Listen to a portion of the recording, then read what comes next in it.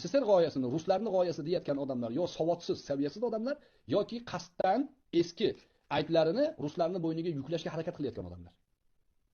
Biz Qur'onimizga, hadis shariflarda kelgan ta'limotlarga, ulamolarning bizga qoldirgan merosiga suyanib, shu nuqtai nazardan qaraymiz. Payg'ambar alayhissalom davrlarida Rim bilan Fors o'rtasidagi urush bo'lganda musulmonlar Rim taraf bo'ldi. Rim taraf bo'lishdi.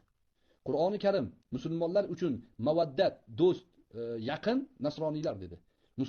Musulmonlar uchun ashaddiy dushman, ya'ni dushmanligi ashaddiyroq bo'lgan yahudiylar dedi Qur'onda. Shu darichadan, shu nuqtai nazardan qaraydigan bo'lsangiz, aslida 100% shariat bo'yicha Rossiyani tarafida turishlikni yoqlaydi.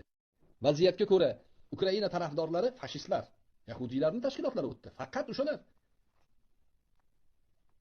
Goluboylikni rasmiy e'lon qildirishdi va bu yoqqa hujum qilishyapti. Rossiya ataylab qildi. Rossiyadagi men hozir e'tiqodni bilmayman qanaqa odamlar o'tirganligi, lekin o'sha Ukrainaga Yevropadan bosim bo'layotgan Goluboylikka qasddan taqiq qo'ydi Rossiya. Ana senga bo'lmasan deb.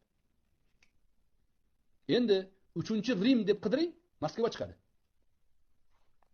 3-Rim Moskva bo'lib chiqadi. Biz Rim taraf bo'ldik. Payg'ambar alayhissalotu vassalomning sahobalari Rim taraf bo'lishgan edi. Majusiylarga qarshi. Va Malhamatul Kubro oxirgi zamonda bo'ladigan katta urushlarda 3-Rim omon qoladi. Dunyoning 3dan 2 qismi halok bo'ladi.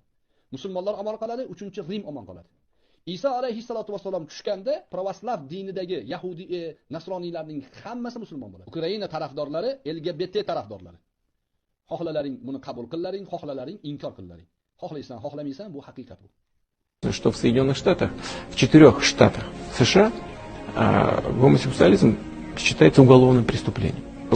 Вы это осуждаете? Да, я это осуждаю. Я считаю, что никакого уголовного преследования и любого другого преследования, ущемления в правах людей по национальному принципу, по этническому принципу, по сексуальной ориентации быть не может. А у нас люди нетрадиционной ориентации спокойно живут, работают, продвигаются по службе, получают государственные награды за свои достижения в науке, искусстве, либо в каких-то других областях.